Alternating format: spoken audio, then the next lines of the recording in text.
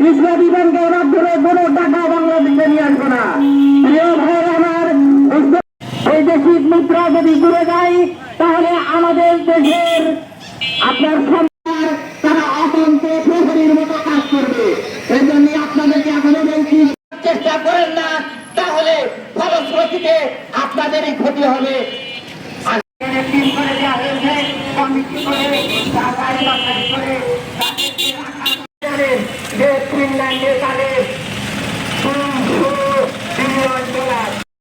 সেই আলম গ্রুপের হাতে কোন অবস্থাতেই আমরা ইসলামী ব্যাংকের দিকে অগ্রসর হতে দেব না।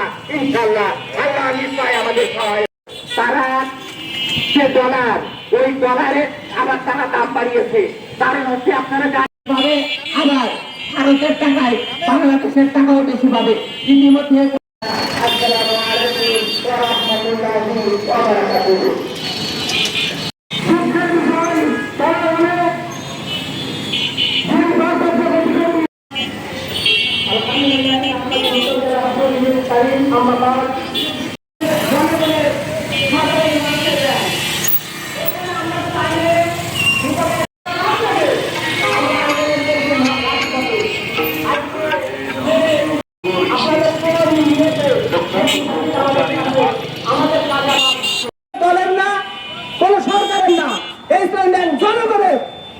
জনগণের প্রতি সরকার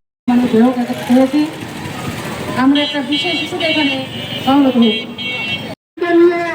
এত ষড়যন্ত্র, এত ক্যান্সার, এত রক্তক্ষয়ী দেশের 17 বছর মানুষের ঘাড়ে চাপে থেকে যারা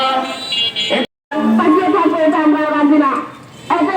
আমাদের রাস্তায় রক্ত কিন্তু থাকা সত্ত্বেও আমরা দেখেছি ইতিমধ্যে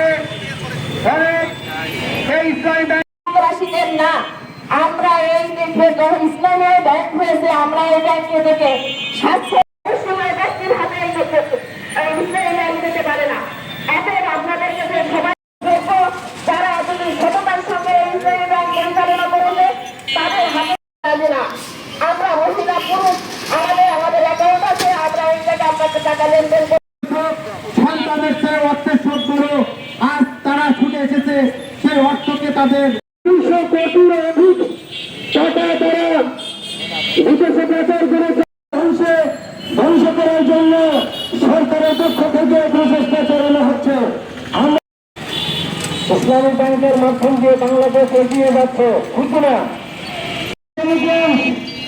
32% রেমিটেন্স প্রবাসীরা ইসলামী ব্যাংকের মাধ্যমে এই জালিমের হাত থেকে, অযোগ্য লোকের হাত থেকে ইসলামী ব্যাংকের রক্ষা করে অত্যন্ত কষ্ট করে এই আপারা আসছে তাই, এবং আমাদের সম্মানিত অনেক গ্রাহক আসছে। আমরা এই কাজ করতে দিতে পারবো না, আমরা এটা মেনে নিতে চাই না। আমাদের তৈরি হয়েছে শুধু মুসলিমের সন্ত্রাসীদের জন্য এটা তৈরি হয়নি। কোটি কোটি টাকা সম্পদ হাতে আত্মসাৎকারী হাতে ব্যাংক চলে যাক, আর এই লুটেরা আমাদের ইসলাম